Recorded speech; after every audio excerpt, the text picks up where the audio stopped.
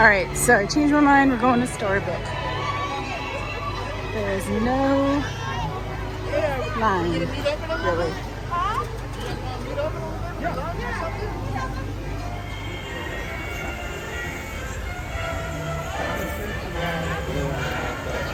Molly was totally like raising her hand. You want to go?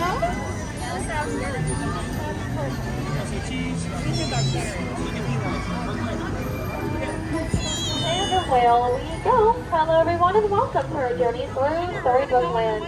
My name is Eileen and I'm going to be your captain here aboard the Merryweather. While your seats, please remain seated at all times, keeping those hands, arms, feet, and legs inside the boat. And do supervise all children.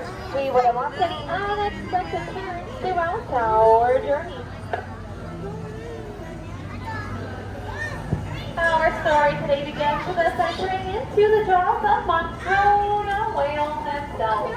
Now this is the whale that did in fact swallow Geppetto and Pinocchio, but no need to be alarmed, this is only our entrance into the magical and the very wonderful Storybook Land. Straight up ahead we have the village where the three little pigs live, but slowly coming up over just to our left-hand side, we do have the cave where the big bad wolf himself lives. Now, he's always trying to swim across the canal to get over to the little pig's houses, which are made out of straw, wood, and 100% Walt-proof guaranteed bricks.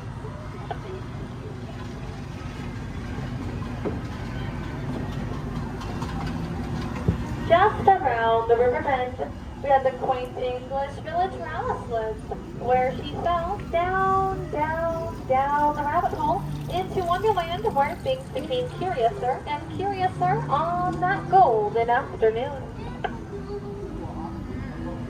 With places such as London Park, where Peter Pan did in fact take the darling children off to Neverland to confront Tinkerbell and her magical pixie dust.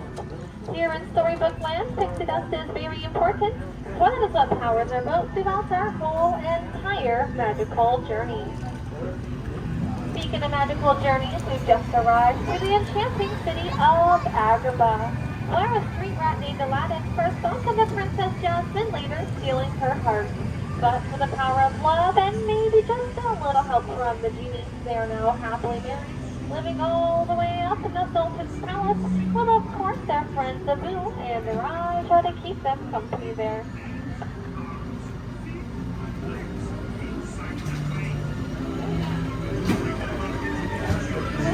We're now traveling under the golden archway. The same archway where Aladdin took Princess Jasmine on their first ever magical carpet ride, going over, sideways, and under to a whole new world. But as you can see, stories also have the darker sides as well, such as the mysterious Cave of Wonders. This is where Aladdin first met his friend the genie. Let's all make a wish like Aladdin and see if it comes true.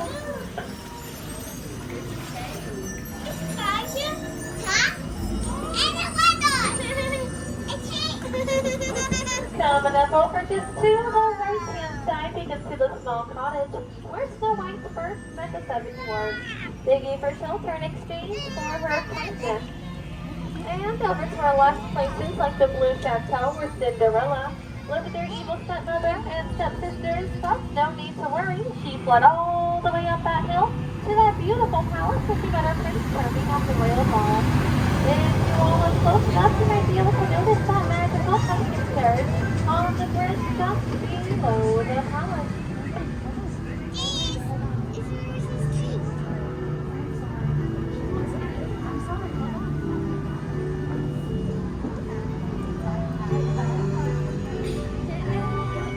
This next part of our journey may make you just a little bit sleepy, for this is the giant patchwork quilt. This giant and beautiful quilt was inspired by the 1933 silly symphony called Lullabyland. And if you folks look all around, you might be able to notice that all the plants here are tiny, for they are all under Tinkerbell's enchanting pixie dust, keeping them for the young, just like the lost boys in Neverland. This is 511 so much here in Storybook Land, for there are just so many stories and so many adventures to be seen and be told here.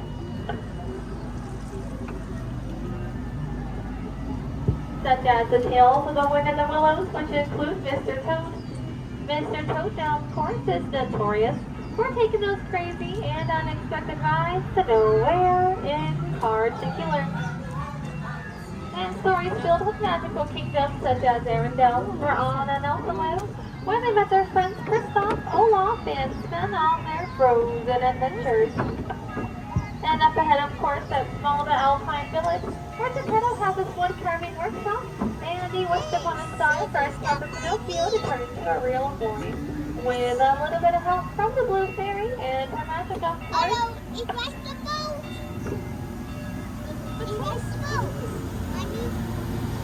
And as our story slowly comes to an end, we get to go right next to Prince Eric's castle. Now this is where Ariel first took her wobbly steps onto land.